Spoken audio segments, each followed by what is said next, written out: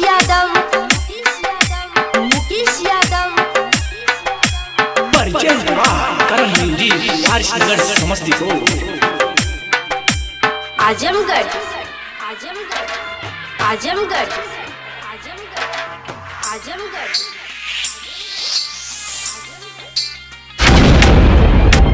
हाय रे विधाता बदलल जिंदगी के पासा, पियल पदार में नहीं लगता बेनासा नासा। हाँ हाँ हाय रे विधाता बदलल जिंदगी के पासा, पियल पदार नहीं लगता बेनासा।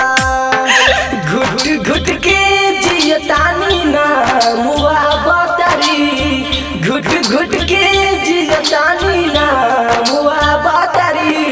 हम जान बार बार याद आवतारी, हमर जान बार बार याद आवतारी।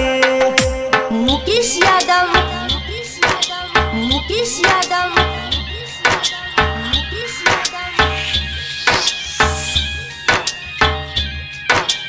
आजमगढ़ आजमगढ़ आजमगढ़।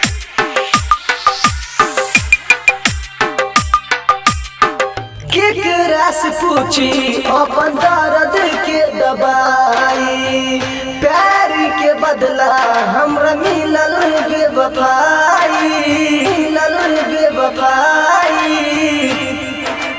हाँ हाँ केकरा से पूछी अपन दर्द के दबाई, प्यार के बदला हमरा मिलल बेवफाई।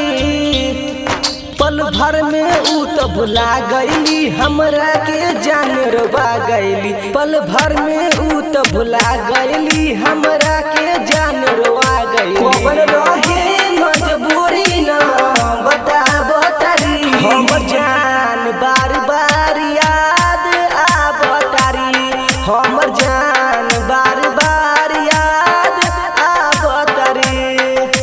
मुकेश यादव मुकेश यादव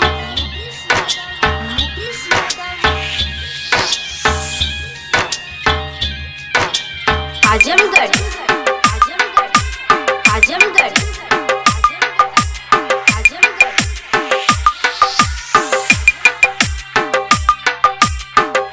आनंद अजित बात बात में सच्चाई, उनका बिना चंदन जी नहीं पाई, नहीं पाई।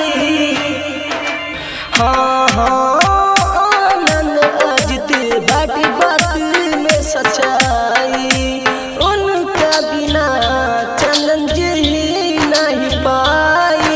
पल भर में ऊ तो भुला गईली, हमरा के जान रोवा गईली। पल भर में ऊ तो भुला गईली, हमरा के जान रोवा गईली। कौन रहे